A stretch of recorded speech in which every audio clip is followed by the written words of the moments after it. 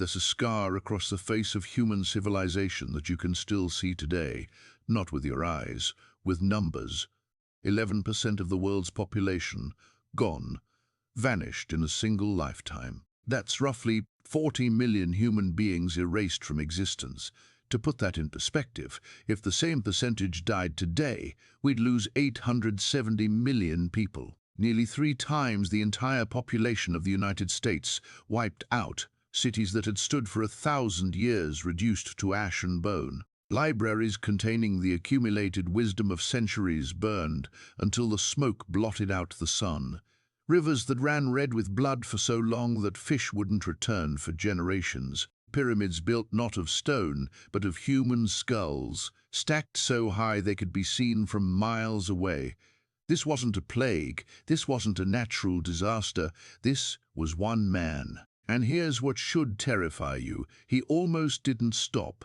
If he had lived just 5 more years, if his sons hadn't turned on each other, if one battle had gone differently, you might not exist. Your ancestors might have been among the millions who never got the chance to have children. Western Europe came within a single messenger's journey of total annihilation. The Islamic Golden Age, the light of human knowledge itself, was snuffed out in a matter of days. China, the most advanced civilization on Earth, was brought to its knees and occupied for a century. One man did this, not a god, not a demon. A man born was nothing, a man abandoned in the wilderness to starve, a man who watched his father die from poison, who killed his own brother over a fish, who spent years of his life in slavery with a wooden collar locked around his neck. His name was Temujin. The world would call him Genghis Khan, and he came closer to ending human civilization as we know it than anyone before or since. But here's the question nobody asks. Why? What makes a human being capable of this? What turns a starving orphan into the architect of apocalypse? And more importantly, what does his success tell us about human nature itself? About the thin line between order and chaos? About how close we always are to watching everything burn? Because here's the truth, they don't teach you in school. Genghis Khan wasn't an aberration. He wasn't some supernatural force of evil. He was the logical conclusion of human ambition, stripped of all restraint. He was what happens when someone understands power better than anyone else alive and uses that understanding without mercy, without hesitation, without a single moment of doubt. And the world has never recovered. You want to know how close we came to extinction? In 1260, a Mongol army stood at the gates of Vienna.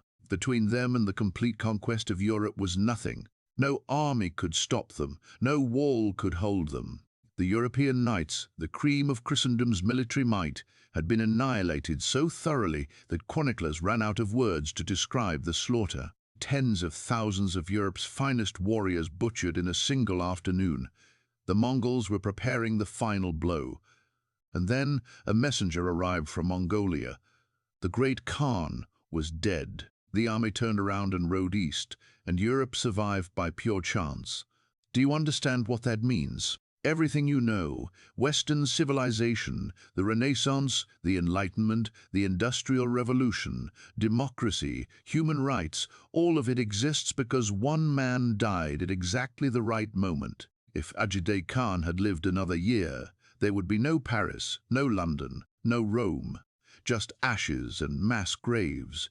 But Europe wasn't even the main target. That was almost an afterthought, a reconnaissance mission that spiraled into a near-extinction event. The real destruction happened in Central Asia, in Persia, in China, in places so thoroughly devastated that they still haven't recovered 800 years later. Let me paint you a picture of what happened when Genghis Khan decided your city was going to die.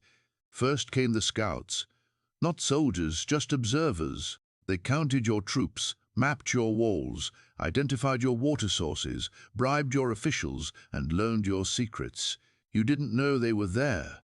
By the time you realized the Mongols were coming, they already knew everything about you. You knew nothing about them. Then came the refugees. Thousands of them, streaming toward your city, screaming about horsemen who appeared like ghosts and killed like demons. They told stories that sounded impossible. Armies that moved 100 miles in a single day, archers who could shoot backwards at full gallop and never miss, forces that surrounded cities of 100,000 people overnight, appearing from nowhere like they'd materialized from the earth itself. You didn't believe the refugees. Nobody could move that fast. No army could be that coordinated. The stories had to be exaggerations, panic, the usual hysteria of peasants who'd never seen real combat. And then the horizon turned black, not with storm clouds, with horses, tens of thousands of them, moving in perfect formation, covering the landscape from edge to edge like a living flood. And you realize, in that moment of absolute terror, that the refugees hadn't exaggerated. If anything, they'd undersold it. The Mongols surrounded your city before you could even organize a defense. Every gate, every road, every possible escape route blocked. And then they sent in an envoy, a single man, unarmed, walking calmly up to your walls. His message was simple: surrender now and live. Your city will be spared, your people will be absorbed into the empire, you'll pay taxes, provide soldiers, and continue your lives. Resist, and every man, woman, and child inside these walls will die. Your city will be erased so thoroughly that future generations will forget it ever existed. You had 1 hour to decide. Most cities chose to resist. They had walls, didn't they? Walls that had stood for centuries, armies trained for war, supplies to last months. They'd weathered sieges before. They could weather this one. They were wrong. The Mongols had siege engineers captured from a dozen different civilizations, Chinese experts who understood gunpowder and trebuchets, Persian engineers who could undermine any wall, Muslim specialists in psychological warfare. They combined the military knowledge of the entire known world and weaponized it. The bombardment started immediately, not just rocks, plague-infested corpses, barrels of burning oil. The heads of captured soldiers catapulted back over the walls, so you could see what happened to your scouts, your advance guard, the men you'd sent out thinking they could gather intelligence. The Mongols didn't just break your walls, they broke your mind. At night, they'd light tens of thousands of campfires, making their army appear 10 times larger than it was. They played drums that sounded like thunder, horns that sounded like the screaming of demons. They'd parade captured civilians in front of your walls, offering them freedom if they'd fight for the Mongols. Most accepted. You watched your own countrymen join the enemy rather than die defending you, and then the walls came down. When the Mongols entered a city that had resisted, they did exactly what they'd promised. Everyone died. Not quickly, not cleanly. The Mongols needed the next city to hear about this, so they made it memorable. They lined up prisoners and beheaded them one by one, building pyramids of skulls that stood taller than houses. They poured molten gold and silver down the throats of merchants who'd hidden their wealth. They crushed nobles under wooden platforms while Mongol soldiers feasted on top, drinking and laughing, while the bones of aristocrats cracked beneath them like kindling. Children weren't spared because of their age. Women weren't spared because of their gender. Priests weren't spared because of their holy orders. The Mongols didn't recognize any of your social categories, any of your sacred exemptions. To them, you were either obedient or dead. There was no third option. Sometimes they let a handful of people escape, not out of mercy. These survivors had one job: run to the next city and tell them exactly what happened. Describe it in detail. Make sure they understand that this isn't a negotiation. The Mongol offer is surrender or die, and they mean it literally. This is how you conquer the world, not by fighting every battle, but by making sure most cities surrender without a fight. Kill 100,000 people in one city and save yourself from having to kill 10 million in 100 others. It's brutal calculus, but it's effective, terrifyingly effective. Within 30 years, Genghis Khan controlled an empire larger than Rome at its peak, larger than Alexander's conquests, larger than anything that had ever existed. From the Pacific Ocean to Eastern Europe, from Siberia to India, 1/5 of the planet's landmass under the control of a man who started with nothing. But here's what makes this truly horrifying. Genghis Khan believed he was making the world better. In his mind, he wasn't a destroyer, he was a unifier. Before him, the world was fractured, weak, constantly at war with itself. Tribes fighting tribes, kingdoms fighting kingdoms, everyone divided by race, religion, language, culture. Genghis saw all of that as inefficiency, weakness, chaos that needed to be eliminated. He genuinely believed that bringing everyone under one law, one empire, one system was the ultimate good. Yes, millions had to die, but afterwards trade flourished. The Silk Road became safer than it had ever been. A merchant could travel from Beijing to Baghdad without fear of bandits because the Mongols protected commerce. Religious tolerance became law because religious conflict disrupted trade. Merit replaced aristocracy because competent administrators made the empire run smoothly. Genghis Khan built a meritocracy on top of a mountain of corpses. He created religious freedom by exterminating anyone who caused religious conflict. He established the rule of law by making the penalty for breaking any law immediate death. And it worked. For a time, it actually worked. The Pax Mongolica, the Mongol peace, was real. For about a century, the world was more connected, more peaceful, more prosperous than it had been in recorded history. Ideas flowed freely. Technologies spread, Chinese inventions reached Europe, Islamic science influenced East Asia. The modern world, the globalized world we live in today, has its roots in the empire Genghis Khan built. But the price? The price was 40 million dead. The price was the complete destruction of some of the most advanced civilizations in human history. The price was the end of the Islamic Golden Age, an intellectual renaissance that might have propelled humanity forward by centuries if it hadn't been snuffed out in a single week when Baghdad burned. Was it worth it? Can progress built on genocide ever be justified? These aren't abstract philosophical questions. These are questions about the man who almost ended the world and the legacy he left behind. Because here's the thing, we still live in Genghis Khan's world. The borders of modern nations, the roots of international trade, the mixing of cultures and ideas, the very concept of a globalized economy, all of it traces back to the empire he built.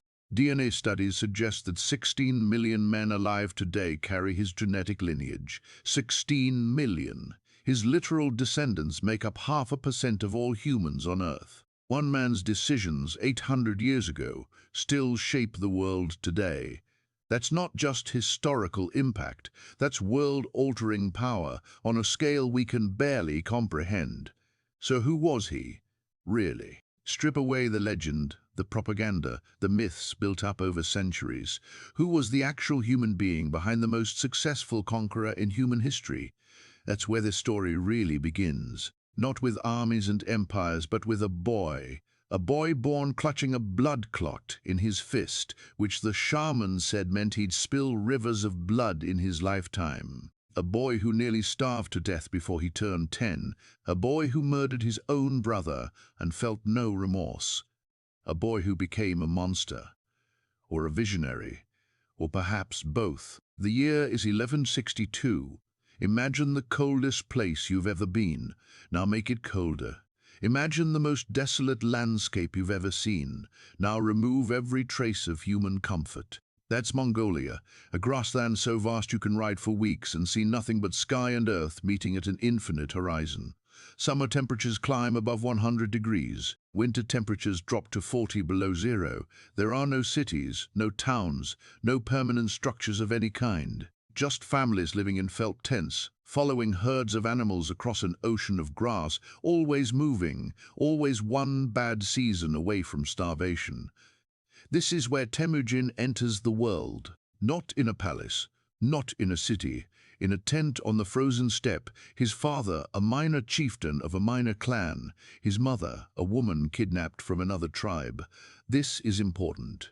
In Mongol culture, Temujin's very existence begins with violence. His mother, Holun, was stolen on her wedding day to another man. Yeshuji, Temujin's father, simply took her because he wanted her. This wasn't considered unusual. This was how the steppe worked. Power meant taking what you wanted. Weakness meant losing everything. The shamans examined the newborn and saw the blood clot in his tiny fist. They whispered prophecies, but Prophecies mean nothing when you're born into a world where children freeze to death, where families starve and the herds die, where tribal warfare can wipe out entire bloodlines overnight. For the first 9 years of his life, Temujin's childhood is unremarkable by Mongol standards. He learns to ride before he can walk properly. By age 5, he's shooting arrows from horseback. By age 7, he can survive alone in the wilderness for days. This isn't exceptional. Every Mongol child learns these skills. If you can't ride, hunt and fight, you won't survive to adulthood. But then his father makes a decision that would change everything. Yasuji takes young Temujin to find him a bride. The boy is 9 years old. In Mongol culture, betrothals happen early to cement alliances between clans. They ride to the Olkuna tribe, Holun's original people, and there Yasugai meets Dei Sechin, who has a daughter named Borte. She's 10 years old, 1 year older than Temujin, and something happens that nobody expects. Dei Sechin sees something in this boy, some quality that makes him think, yes, this child will be worth binding my family to. The betrothal is arranged. According to custom, Temujin stays with his future in-laws to work and prove his worth, but usually never makes it home. On his journey back, he encounters a group of Tatars. The Tatars are blood enemies of Yashugai's clan. They've been killing each other for generations. When the Tatars recognize Yashugai, they invite him to share a meal. Think about this moment. Yasuji knows these are his enemies. He knows the history of blood between them.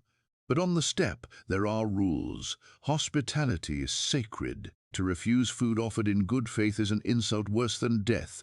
So, Yasuji sits with his enemies and eats. The food is poisoned. Yasuji realizes too late. He manages to mount his horse, manages to ride for home, his organs already shutting down, poison burning through his veins like fire. He reaches his camp and dies screaming, calling for a son who isn't there. When word reaches Temujin, he rushes home, but he's too late.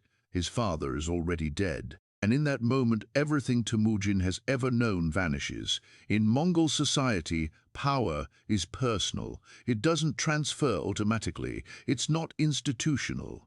Without a strong leader, a family is nothing.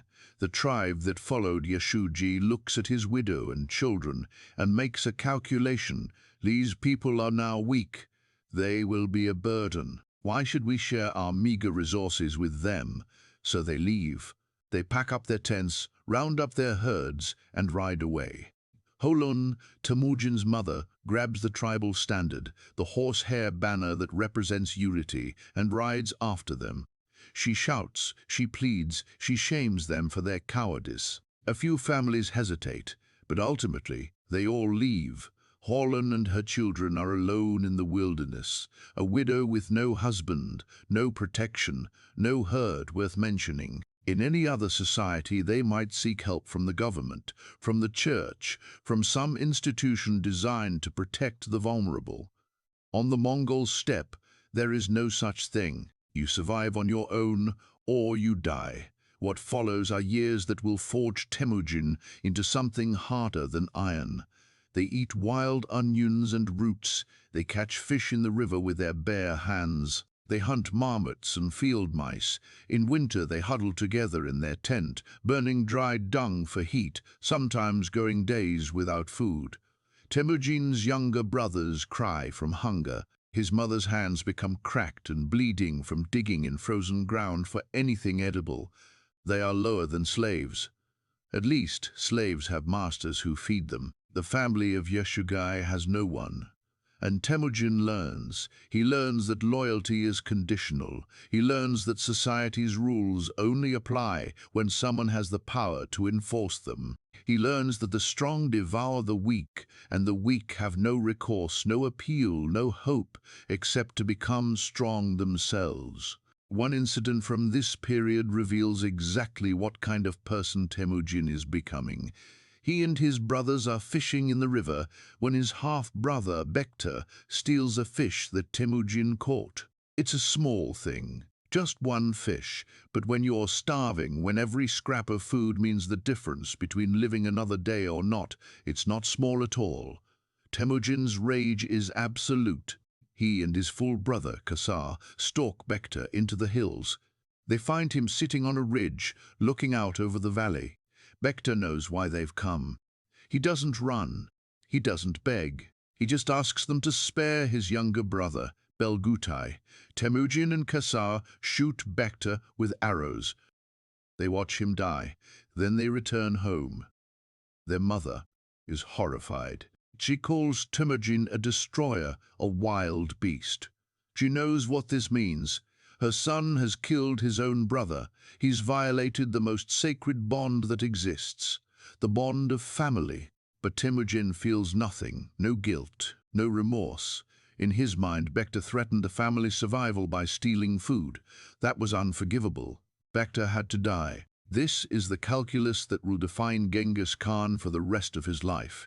The group is everything. Those who threaten the group must be eliminated, no matter who they are. Loyalty to the collective overrides all other considerations, including blood, including mercy, including every traditional moral restraint. This isn't psychopathy, it's something else. It's the morality of survival in its purest form, stripped of all sentiment, all weakness, all human feeling that doesn't serve the ultimate goal, staying alive and becoming strong enough that no one can ever abandon you again. But Temujin's nightmare isn't over. The Taitut clan, former allies of his father, decide that this boy is a problem. They remember the prophecy at his birth. They fear he'll grow up seeking revenge for how his family was treated. Better to eliminate the threat now while he's still young and weak. They raid in the early morning, scattering the family. Temujin tries to hide in the forest, but he's caught. The Taitujits place a wooden kangri around his neck, a heavy board that immobilizes his arms and makes it impossible to move freely. He's paraded from camp to camp, a humiliated prisoner, a living example of what happens to those without power. He's a slave now, not metaphorically. Literally, he wears the physical symbol of bondage and is dragged around like an animal for the entertainment of his captors. But something happens during this captivity. Something that will define how Genghis Khan builds his empire. The Taituts are celebrating a festival. Everyone is drinking erag, fermented mare's milk. The guards are drunk. Temujin sees his chance. He strikes one of the guards with the kang, using it as a weapon, and runs. He dives into the river and hides beneath the surface, breathing through reeds, the wooden collar still locked around his neck. If they find him, he's dead. The entire camp is searching for him, torches lighting up the darkness, men shouting, dogs barking. A young man named Sorkan Shira finds him.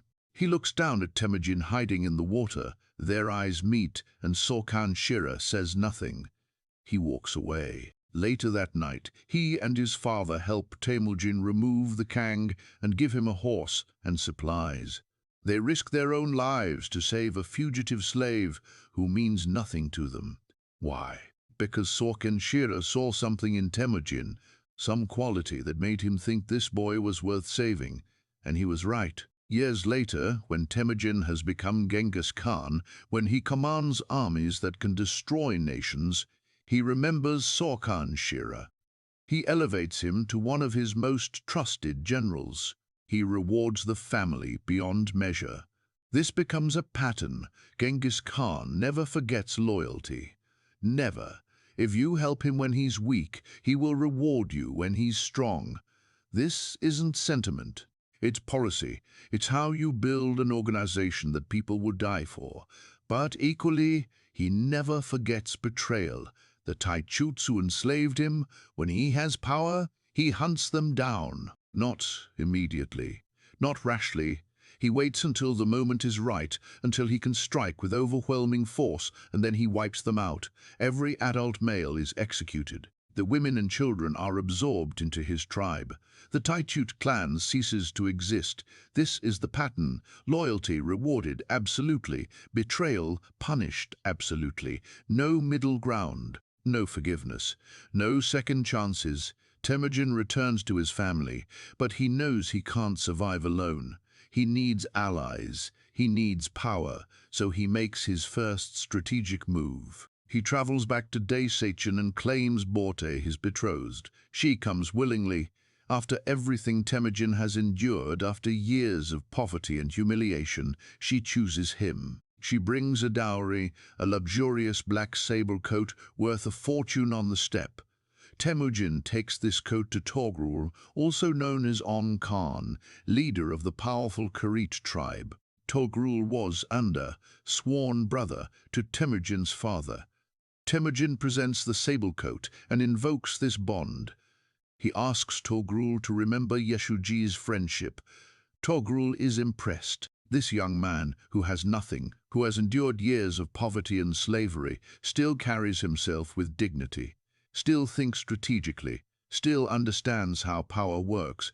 Togrul accepts him as a vassal. And just like that, Temujin is no longer nobody. He's under the protection of one of the most powerful men on the steppe. People start joining him. Old friends of his father who remember Yeshuji's honor, young warriors looking for opportunity, outcasts and misfits who see something in this intense young man who survived things that should have killed him, and Temujin treats them well. He shares what little he has. He promotes based on ability, not bloodline. If you're competent, if you're loyal, you rise. Your birth doesn't matter. Your past doesn't matter. Only what you can do right now. This is revolutionary. Traditional Mongol society is rigidly hierarchical. Nobles lead. Commoners follow. Your bloodline determines your rank from birth to death.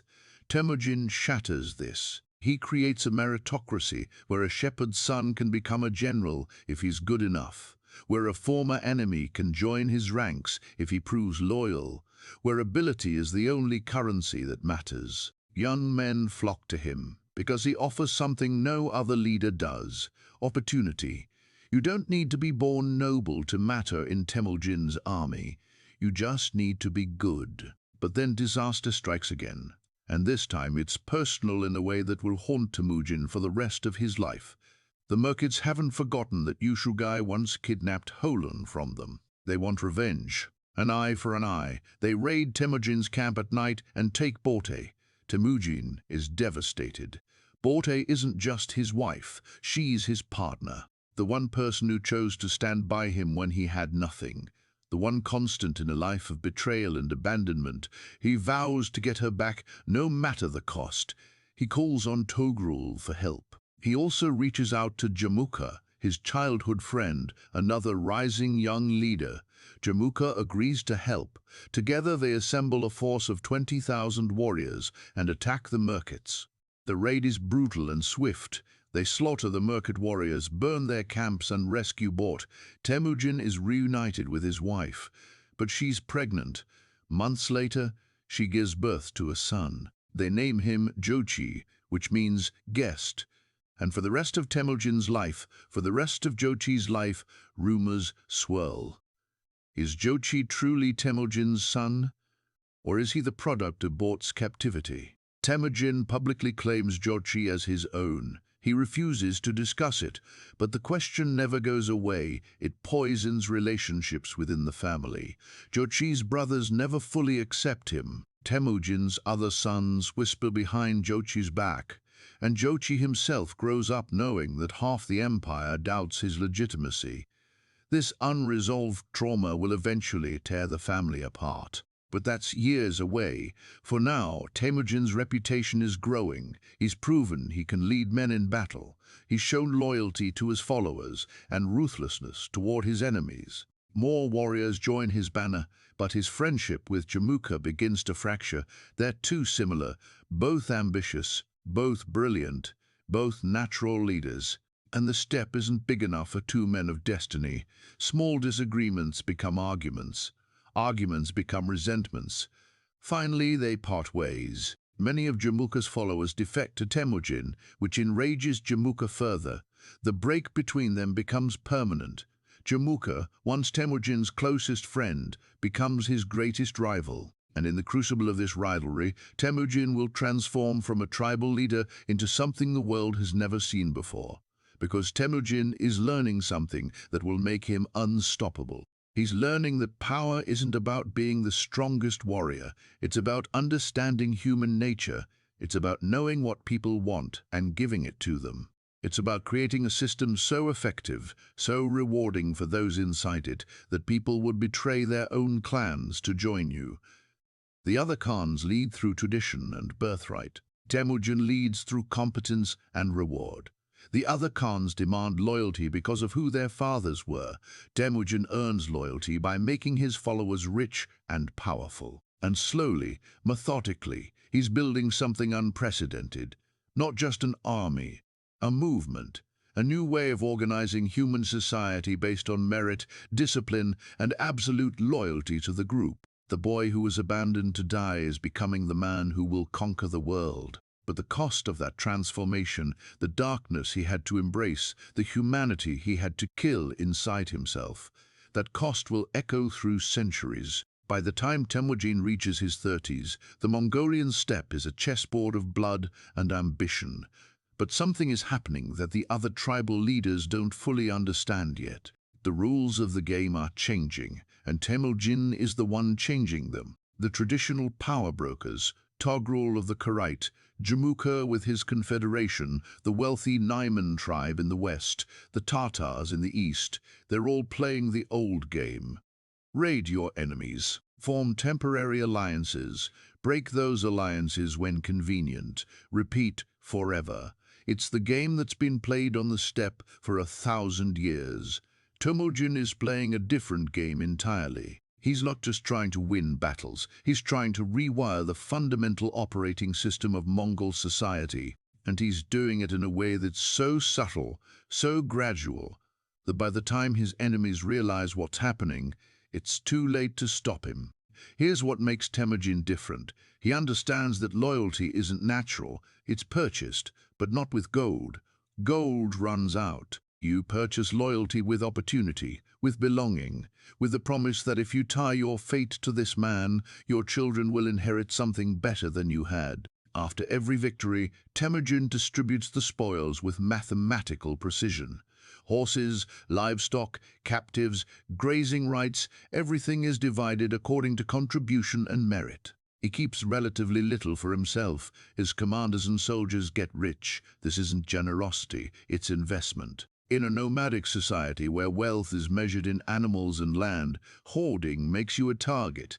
But creating a class of people whose prosperity depends on your success, that makes you indispensable. Men who join Temujin's army aren't just fighting for a tribal chief, they're fighting for their own economic future. Lose, and you go back to poverty. Win, and your family eats well for generations. The incentive structure is brutally clear. But Temujin adds something else to the mix, something that turns his army from a coalition into a cult.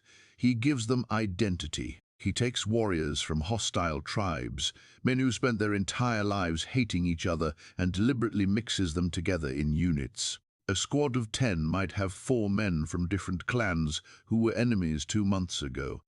At first, they distrust each other, but then they fight together. Bleed together's lives, and slowly their tribal identity dissolves. They stop thinking of themselves as Taichut or Merkit or Taichud. They start thinking of themselves as Mongols, as Temujin's men, as part of something larger than any clan or tribe. This is social engineering on a massive scale. Temujin is literally erasing the old divisions and replacing them with a new identity built around loyalty to him and to the collective army. One of his earliest followers is a man named Jebe, and the story of how Jebe joins Temujin tells you everything you need to know about how differently Temujin thinks. During a battle, Jebe shoots Temujin's horse out from under him. It's a perfect shot. The horse collapses, nearly killing Temujin. But Temujin survives, and his forces win the battle. Jebe is captured. Traditional Mongol justice says, execute him immediately. He nearly killed a Khan. But when Jebe is brought before Temujin, he doesn't beg for mercy. He stands straight and says, I shot your horse. It was a good shot. If you let me live, I will make every shot I take for you just as good. Temujin stares at this man who nearly killed him, and then he laughs. He gives Jebi a new horse, better than the one he killed, and makes him a commander. The message this sends through the army is electric. Competence matters more than past allegiance. If you're good at what you do, if you're honest about it, Temujin will value you, even if you were his enemy yesterday. Jebi becomes one of the greatest generals in history. He'll eventually lead campaigns from Korea to Eastern Europe, all because Temujin saw potential where everyone else saw a threat. Another key figure is Subutai, son of a blacksmith. In traditional society, Subutai's birth guarantees he'll never be more than a craftsman, but Temujin sees his genius for strategy and logistics. Subutai rises to command armies of 100,000 men. He'll conquer more territory than any general in human history, leading campaigns across 2 continents. These aren't exceptions. This is Temujin's system. Find ability wherever it exists, promote it ruthlessly, and loyalty will follow. But this meritocratic approach creates enemies among the traditional aristocracy. Noble-born warriors resent taking orders from commoners. Tribal chiefs see their authority eroding as their best warriors defect to Temujin, lured by promises of advancement based on merit. Jamuka, Temujin's former friend, becomes the focal point of this resistance. Around 1190, he assembles a coalition of tribes determined to stop Temujin before he becomes unstoppable. They meet at the Battle of Dalan Baljut. Jamuka has the larger army. Temujin is outnumbered and outmaneuvered. His forces scatter. It's a defeat, clear and absolute. But here's where Jamuka makes a catastrophic mistake. After the battle, he captures 70 young noblemen from Temujin's coalition, and to send a message, to demonstrate his power, he has them boiled alive in giant cauldrons. The executions are meant to terrify. Instead, they horrify. Eden-hardened steppe warriors are sickened. This isn't honorable combat, this is sadism.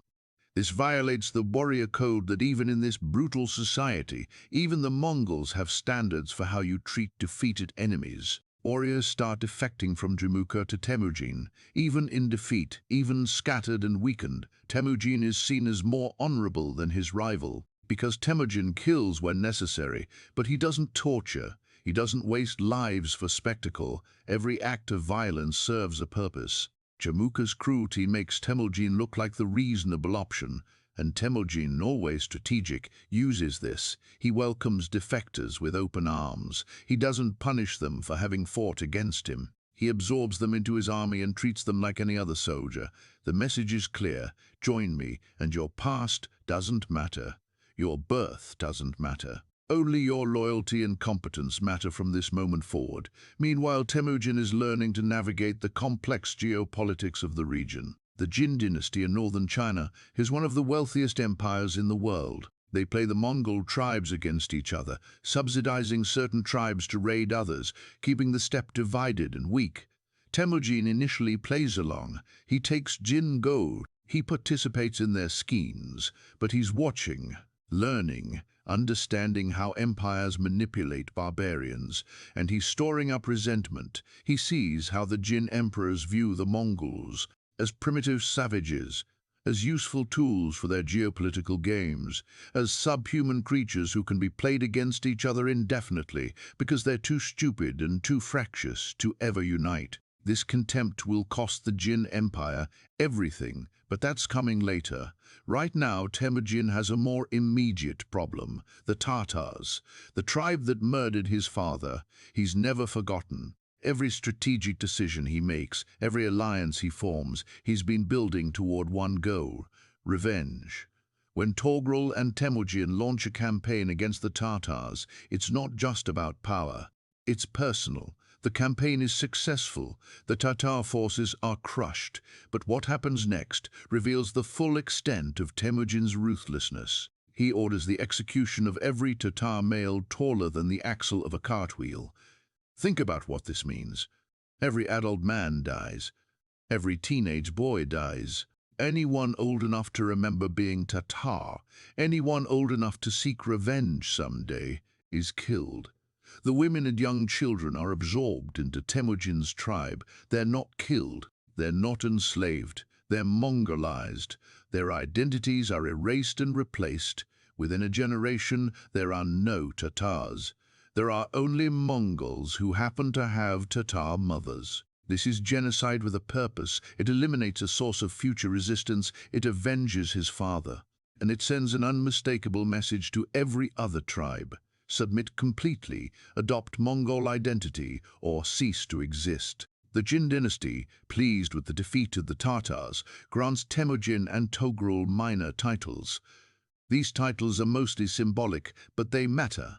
Temujin is no longer just a tribal warlord. He's recognized, however minimally, by a great empire. It's a veneer of legitimacy that he'll use ruthlessly. But now, a new problem emerges. Temujin's relationship with Togrul begins to deteriorate. Togrul's son, Sengum, despises Temujin.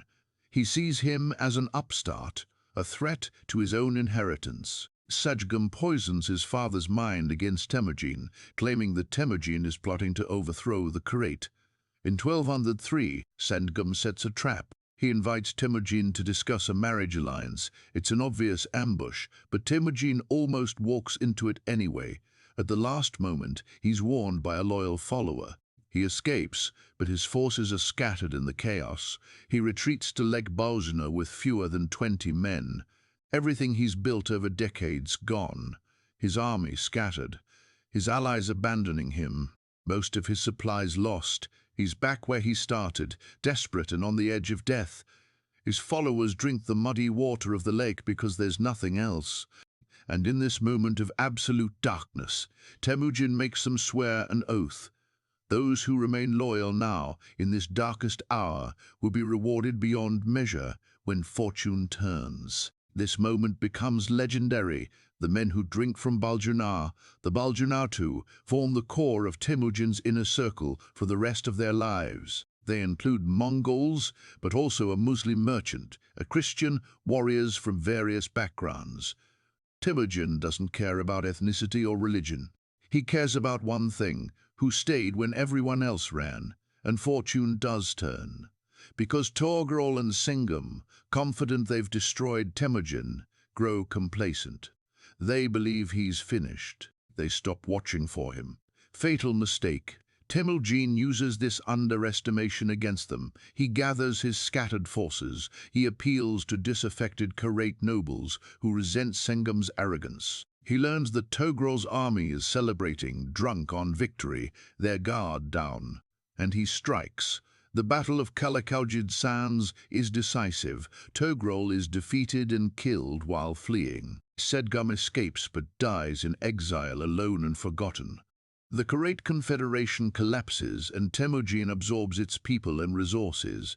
This victory transforms everything. Temujin is now the dominant force in central Mongolia, but threats remain. The Naiman tribe in the west sees Temujin as a barbarian upstart. Their leader, Genghis Khan, musters an army to crush him. In 1204, the two forces meet at the Battle of Chakamot. The Naiman are confident. They have superior numbers and equipment. But Temujin employs psychological warfare that's becoming his signature. He orders each soldier to light multiple campfires at night, creating the illusion of a massive army. The Naiman, seeing fires stretching across the hills to the horizon, hesitate. They think they're facing a force 3 or 4 times larger than it actually is. Their confidence wavers. Fear creeps in. In the morning, before the Naiman can organize, Temujin strikes. The Naiman army is routed. Genghis Khan is killed. His son, Kuklug, flees westward and will eventually cause problems in Central Asia, but that's a problem for another day. With the Naiman defeated, Temujin has effectively conquered all of Mongolia. The scattered tribes are united under his rule for the first time in history. In 1206, a great Kurultai, a gathering of all the clans, is convened near the Ulon River. Shamans perform rituals invoking Tengri, the eternal blue sky, the supreme deity of the Mongols. And in a moment that will echo through centuries, Temujin is proclaimed Genghis Khan. The exact meaning of the title is debated, Most scholars believe it means universal ruler or oceanic ruler, suggesting dominion as vast as the ocean. But the specific translation matters less than what the title represents. Genghis Khan is not merely a new name, it's a new identity. Temujin, the survivor, the orphan, the outcast, is gone. In his place stands Genghis Khan, embodiment of Mongol unity, chosen by heaven to rule the world, and he immediately begins restructuring Mongol society from the ground up. He divides his army into units based on the decimal system. Squads of 10, companies of 100, regiments of 1,000, divisions of 10,000 called tumens. Commanders are chosen for competence, not bloodline. Soldiers from formerly hostile tribes are deliberately mixed together. He establishes a law code, the Yasa. Much of it is lost to history, but we know it emphasized absolute loyalty, discipline, and meritocracy. Theft within the army is punishable by death. Desertion is unthinkable. But the Yasa also contains surprisingly progressive elements for its time. It forbids the kidnapping of women, ironically, given how Genghis's own mother was taken. It mandates religious tolerance, because religious conflict disrupts the empire. It protects merchants and envoys, because trade enriches the empire. These laws are enforced ruthlessly. No one, not even Genghis's own family, is above them. Genghis also creates the Keshig, an elite imperial guard of 10,000 men. But it's more than a bodyguard. It's a training ground for future leaders. Sons of his generals serve in the Keshig, learning discipline, loyalty, and command. It's a meritocratic academy ensuring the next generation of Mongol leaders will be competent and loyal. With Mongolia unified and organized, Genghis turns his gaze outward. The steppe is too poor to sustain his vast army. His warriors expect rewards, and Genghis knows that empires are built on expansion. The momentum must continue or everything will collapse. To the east lies the Jin dynasty, the empire that once played the Mongols like pawns. To the west lies the Silk Road, the arteries of trade connecting east and west. And beyond that, kingdoms and empires that have never heard of the Mongols. Genghis Khan is 44 years old. He's no longer the starving boy on the banks of the Ulan. He's the ruler of a united, disciplined, and hungry nation. And he's about to teach the world a lesson it will never forget. Underestimate the Mongols at your absolute peril. Because the Jin dynasty is about to make that exact mistake. They see the Mongols as useful barbarians, nothing more. They have no idea that they've created their own destroyer, that by keeping the Mongols divided for so long, they've simply delayed the inevitable. And now that the Mongols are united, now that they have a leader who understands how empires work, all that accumulated resentment is about to be unleashed. The Jin Empire has stood for a century.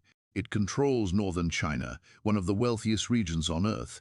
It has millions of subjects, hundreds of thousands of soldiers, and walls that have never been breached. In 1211, they send an envoy to Mongolia, demanding that Genghis Khan submit and pay tribute. Genghis listens to the envoy's demands in silence. Then he spits on the ground, mounts his horse, and rides north. War is coming, and the world is about to learn what happens when you humiliate someone who remembers everything and forgives nothing. The Jin dynasty believes walls will save them. They've built fortifications that dwarf anything the Mongols have ever seen. Walls 30 feet high, made of stone and brick, designed by engineers who studied siege warfare for generations. Behind these walls are armies numbering in the hundreds of thousands, equipped with the finest weapons Chinese metallurgy can produce. The Jin emperor and his generals look at the Mongol horde and see what everyone sees: horsemen, nomads, barbarians who've never built a city, never constructed a wall, never studied the ancient art of siege warfare. The conventional wisdom is absolute. Cavalry armies cannot conquer fortified cities. The Mongols will raid, steal some livestock, and retreat back to their grasslands. This is what steppe nomads have always done. The Jin are about to learn that Genghis Khan isn't bound by what steppe nomads have always done. The Mongol invasion of 1211 is unlike anything the Jin have encountered. Genghis doesn't charge directly at the strongest fortresses. That's what they expect. That's what they've prepared for. Instead, his armies sweep across the countryside like a plague. Villages are destroyed, fields are burned, refugees are driven toward the cities by the tens of thousands. This isn't mindless destruction, it's calculated strategy. Every refugee flooding into the cities strains food supplies, spreads panic, and overburdens infrastructure. The cities become pressure cookers of fear and desperation before the Mongols even arrive. When Genghis encounters his first fortified city, he does something that will define Mongol warfare for the next century. He adapts. He captures Chinese engineers and gives them a choice. Teach us how to break these walls, or watch your families die.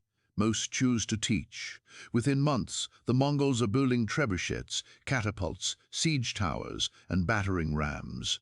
Technology that took Chinese civilization centuries to develop is now being used against its creators. The Mongols don't just adopt these technologies.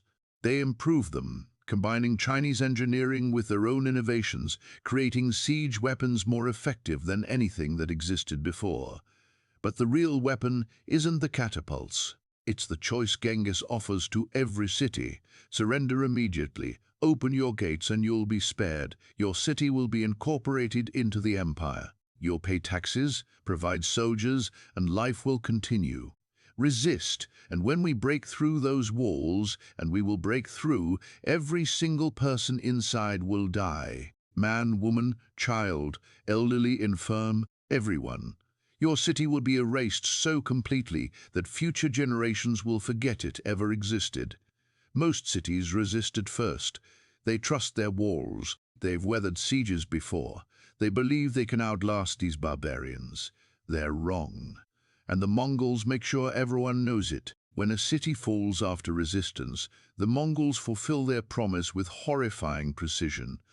The massacres are systematic, thorough, and designed to be impossible to ignore. Survivors are deliberately spared and sent to the next city with orders. Tell them exactly what you saw. Describe every detail. Make sure they understand this isn't a negotiation. After the second or third city is annihilated, something shifts. Suddenly, cities start surrendering without a fight. Gates open as soon as Mongol scouts appear on the horizon. Officials ride out offering tribute before the army even arrives. This is the genius of terror as policy. Kill 100,000 now, and you save yourself from having to fight and kill millions later. It's brutal calculus, but it's devastatingly effective. The Mongols aren't just conquering territory, they're conquering the will to resist. By 1213, northern China is collapsing. Dozens of cities have fallen. The Jin emperor, desperate, sues for peace. He agrees to pay massive tribute, gold, silk, horses, and a Jin princess as a bride for Genghis. The Mongols withdraw, laden with plunder. But Genghis knows this isn't over. The Jin have been humiliated, not destroyed. They'll rebuild, they'll seek revenge. And so he plants the seeds for the next invasion, leaving behind networks of spies and collaborators, mapping routes, identifying weaknesses, preparing for the day he returns to finish what he started. First, though, there's another problem. The Western Shah Kingdom in northwestern China pledged to provide troops to support Genghis's campaigns, but failed to deliver. To Genghis, this is treachery. Oaths are sacred. Breaking them is unforgivable. The campaigns against Western Shah in 1209 and again in 1208 are exercises in total warfare. City after city falls. The Western Shah emperor, terrified, surrenders and promises full submission. Genghis accepts. But he doesn't forget, the Western Shah are marked. Their reprieve is temporary. While Genghis consolidates his conquest in the east, an event in the west sets the stage for the most destructive campaign in human history. And it starts with a simple act of greed and stupidity. In 1218, a Mongol trade caravan arrives in the city of Otrar, on the border of the Khwarezmian Empire. The Khwarezmian Empire stretches from Persia to Central Asia, controlling some of the wealthiest cities in the world. Otrar's governor, Inalchuk, accuses the Mongol merchants of being spies. He seizes their goods and executes them. This isn't just an insult, it's a catastrophic blunder. Genghis Khan values trade. He understands that merchants enrich his empire, that commerce is the lifeblood of civilization. He's granted merchants protection under Mongol law. The execution of his merchants is an attack on the entire system he's built. Genghis sends envoys to the Khwarezmian Shah, Muhammad II, demanding justice. He asks that Inalchuk be handed over for punishment. It's a reasonable request. Hand over one governor and this ends peacefully. Shah Muhammad refuses. Worse, he executes one of Genghis's envoys and humiliates the others by shaving their beards, a profound insult in Mongol culture. The Shah has just signed the death warrant for millions of people. He doesn't know it yet, but his empire has months to live. Genghis's response is methodical. He spends months preparing, gathering intelligence on the Khwarezmian Empire, learning about its cities, its rulers, its internal weaknesses. He assembles an army of over 100,000 warriors, his largest force yet. In 1219, he marches west. What follows is one of the most devastating military campaigns in human history. The Khwarezmian Empire is wealthy but fragmented. Shah Muhammad commands a large army, but his nobles are quarrelsome, his generals incompetent. He makes a fatal strategic error. Instead of concentrating his forces, he spreads them across multiple cities, trying to defend everywhere. This is exactly what Genghis wants. The Mongol army splits into multiple columns, each targeting different cities simultaneously. The Khwarezmians can't coordinate a response. They can't even track where the Mongols are. By the time they realize one city is under attack, 3 others have already fallen. Bukhara, one of the greatest centers of Islamic learning in the world, is besieged and captured. Genghis rides into the Grand Mosque, and according to legend, he declares that he is the punishment of God sent to chastise the people for their sins. Whether he actually said this or whether it's propaganda doesn't matter. The message is clear: resistance is futile. This is divine judgment. Samarkand, the jewel of the Silk Road, one of the most magnificent cities in the world, surrenders after a brief siege. Genghis spares it because it surrendered quickly. The city continues to function, absorbed into the empire, its artisans and scholars put to work for the Mongols. But Shah Muhammad, the man who started this war, flees. The Mongol generals, Jebe and Subutai, lead a pursuit campaign that becomes legendary. They chase the Shah across Persia, through mountains and deserts, across rivers and wastelands. The Shah flees from city to city, watching his empire collapse behind him like a dying star. He dies in 1221 on an island in the Caspian Sea, broken, defeated, and alone. His empire dies with him. His son, Jalal al-Din, attempts to rally resistance. For a time he achieves victories, proving that the Mongols aren't invincible. But Genghis hunts him relentlessly. At the Battle of the Indus River, Jalal al-Din is defeated. He plunges his horse into the river and escapes to India, but his power is shattered. He'll spend the rest of his life in exile, a king without a kingdom. The destruction of the Khwarezmian Empire is total. Cities that resist are razed to the ground. Populations are massacred. Irrigation systems that sustained agriculture for centuries are destroyed. Some regions never fully recover. The death toll is estimated in the millions, though exact numbers are impossible to verify. But it's not only violence. Genghis is also a shrewd administrator. Cities that surrender peacefully are spared and incorporated into the empire. Skilled artisans, engineers and scholars are taken into Mongol service. Genghis recognizes that his empire needs their knowledge. He may be a conqueror, but he's not anti-civilization. He values what civilization produces: wealth, technology, culture, as long as it serves his empire. The campaign against the Khwarezmian Empire also demonstrates the terrifying reach of Mongol power. Jebe and Subutai, after pursuing Shah Muhammad, continue westward on what's essentially a reconnaissance mission. They invade the Caucasus, defeat Georgian and Armenian armies, then swing north into the Russian steppes. In 1223, they encounter a coalition of Russian princes and their Cuman allies at the Battle of the Kalka River. The Mongols annihilate them. Russian chroniclers describe the Mongols as demons, a plague sent by God to punish humanity for its sins. Then, as mysteriously as they appeared, the Mongols vanish, riding back east to rejoin Genghis.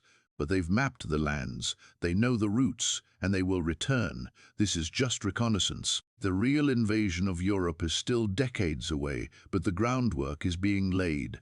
By 1225, Genghis Khan is in his 60s. He's conquered an empire stretching from the Pacific Ocean to the Caspian Sea, but he's not finished. The Western Shah betrayed him years ago, and he hasn't forgotten. In 1226, despite his age and failing health, Genghis launches a final campaign against the Western Shah. The kingdom is systematically destroyed. The emperor surrenders, but Genghis orders his execution anyway. In August of 1227, while campaigning in Western Shah territory, Genghis Khan dies. The exact cause is debated. Some sources say he fell from his horse during a hunt. Others suggest illness or wounds from battle. What's certain is that he dies not in a palace, but on campaign, still fighting, still conquering, still driven by the same relentless ambition that defined his entire life. His body is taken back to Mongolia in absolute secrecy. According to legend, anyone who encounters the funeral procession is killed to preserve the secret of his burial site. To this day, the location of Genghis Khan's tomb is unknown. Countless expeditions have searched for it. None have succeeded. Perhaps that's fitting. Genghis Khan, in death as in life, remains mysterious, unknowable, larger than any single truth can contain. But his empire doesn't die with him, and this is perhaps his greatest achievement. Historically, nomadic empires collapse when their founder dies. The empire fragments, the momentum stops, everything falls apart. Not the Mongol Empire. Before his death, Genghis divided the empire among his 4 sons by Bort. Jochi, though dead by this time, has his territories passed to his sons. Chagatai receives Central Asia. Odide, Genghis's favorite, is named Great Khan, the supreme ruler. Tului, the youngest, receives the Mongol heartland. This system creates rival power bases, yes, but it also ensures continuity. The empire doesn't disintegrate. Instead, it expands. Under Urgede, the conquest continues. The Jin dynasty, clinging to survival in southern Manchuria, is annihilated by 1234. Northern China is fully absorbed into the Mongol Empire. Ojede also sends armies into Eastern Europe under the command of Batu Khan and General Subutai. In 1237, the Mongols invade the Russian principalities. City after city falls. Vladimir, Suzdal, Moscow, Kiev, all conquered. By 1240, all of Russia is under Mongol rule. The Russians call this period the Tar-Yuk, the time of subjugation that will last for centuries.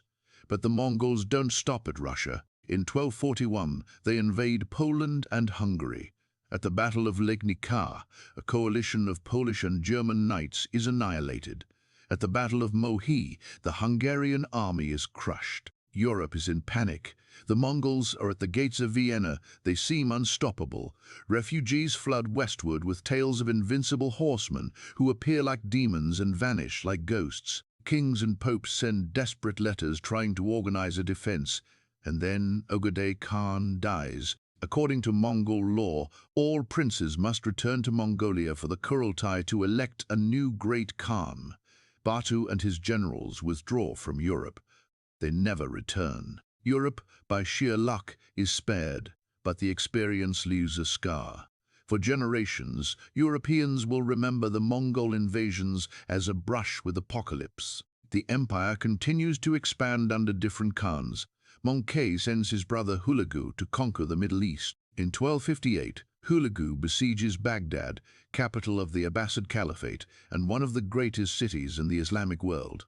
The Caliph believes the Mongols will dare attack the spiritual center of Islam. He's wrong. When the city falls, Hulagu orders a massacre.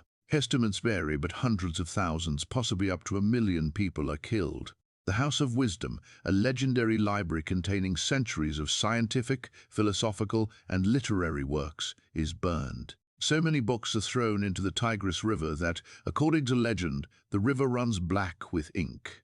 The Abbasid Caliphate, which has existed for over 500 years, ends.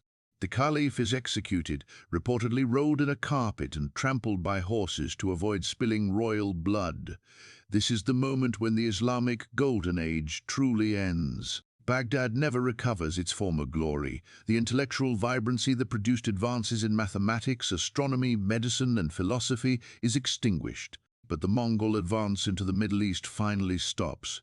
In 1260, at the Battle of Ain Jalut in modern-day Israel, a Mongol army is decisively defeated by the Mamluks of Egypt. For the first time, a Mongol army meets an enemy that studied their tactics, adapted to their strategies, and refuses to break.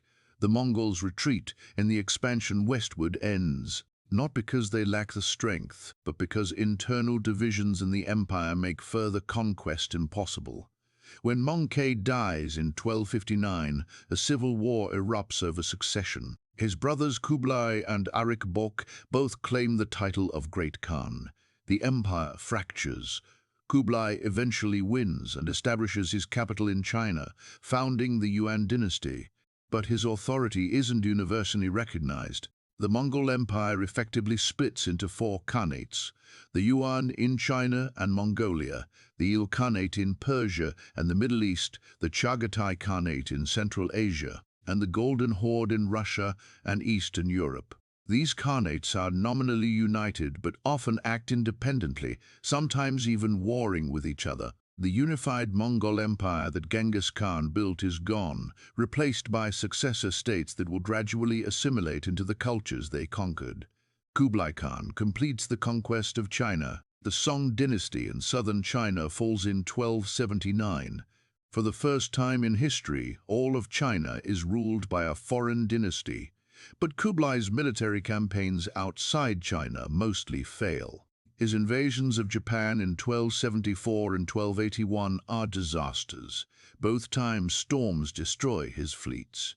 The Japanese call these storms kamikaze, divine winds, and believe the gods have saved them. The era of easy Mongol victories is over. By the mid-14th century, the Khanates are in decline. The Yuan dynasty in China is overthrown by the Ming in 1368. The Ilkhanate in Persia collapses into smaller states. The Golden Horde fragments.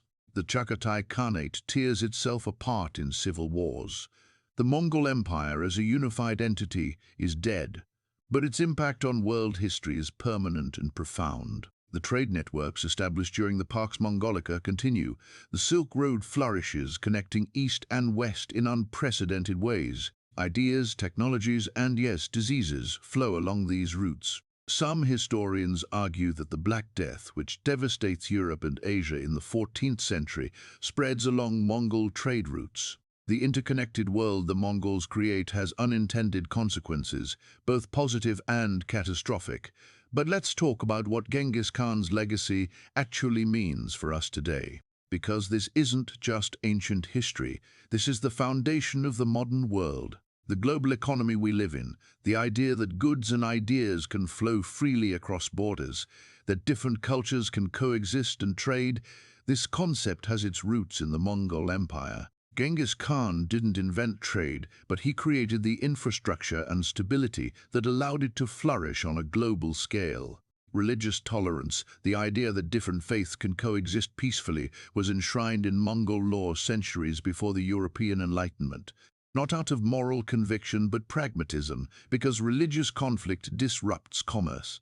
But the effect was the same, a multi-faith empire where Christians, Muslims, Buddhists, and others lived and worked together.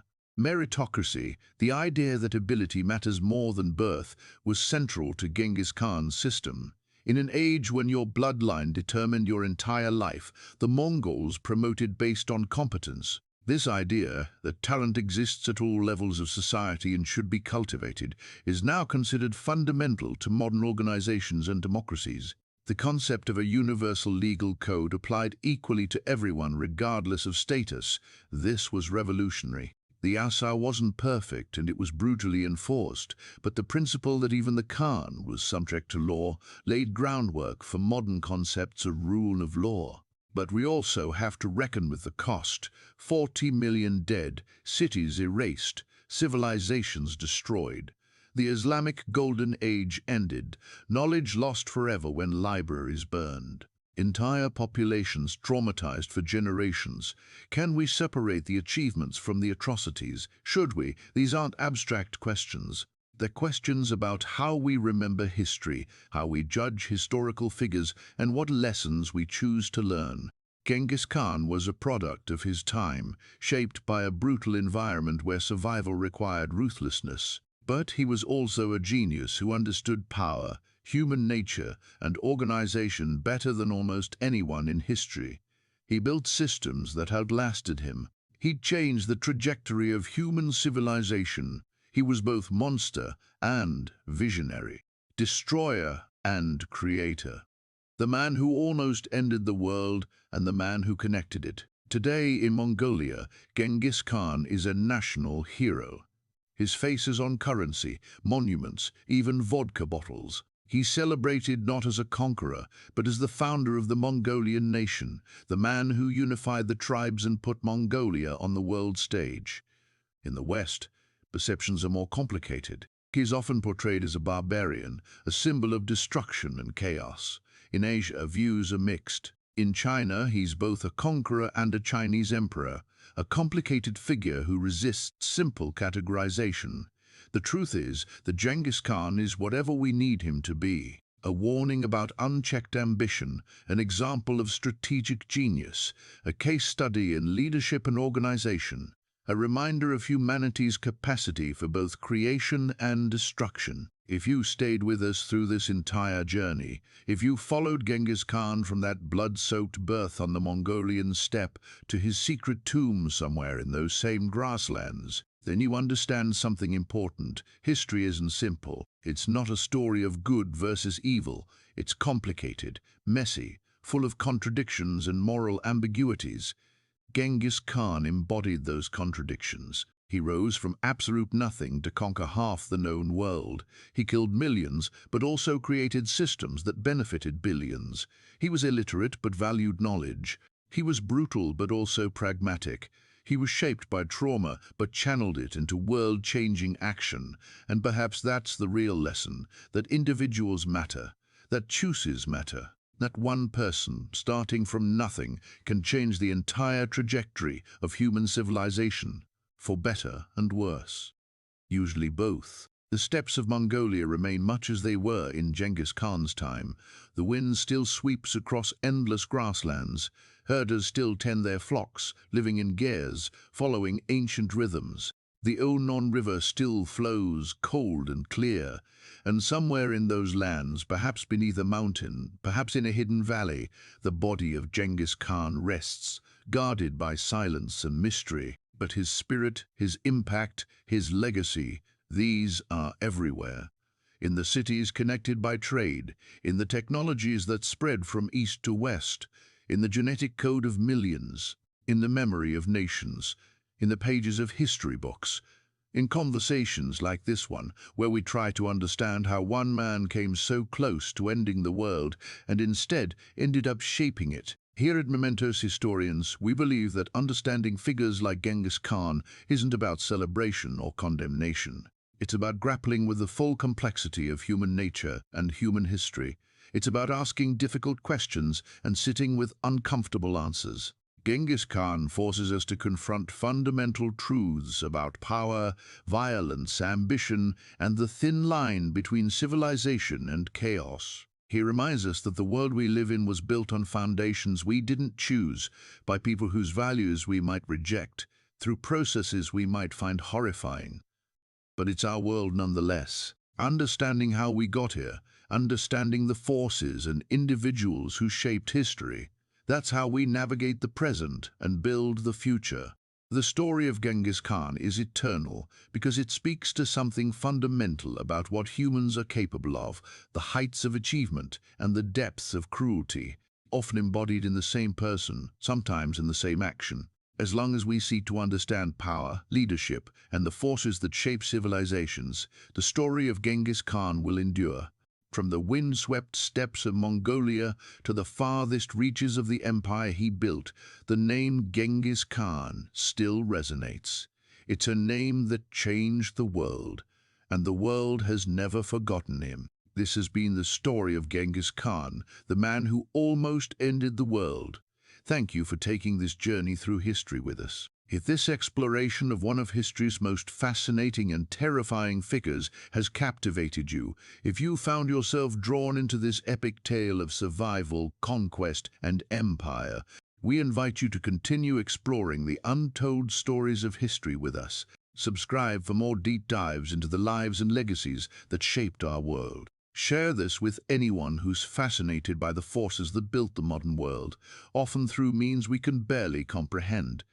History isn't dead. It lives in us, in the choices we make, in the world we inherit, in the stories we choose to remember, and the lessons we choose to learn. The boy from the steppes who conquered the world lives on forever, not in monuments or empires, but in the conversation between past and present. In our ongoing attempt to understand what it means to be human, to have power, to leave a legacy that outlasts our brief time on this earth. Until next time, keep questioning, keep exploring, and keep seeking the stories that help us understand who we are and how we got here. The story of Genghis Khan is never truly finished. It evolves with each telling, each generation finding new meanings, new lessons, new warnings in the life of the man who almost ended the world and instead connected it in ways we're still discovering today.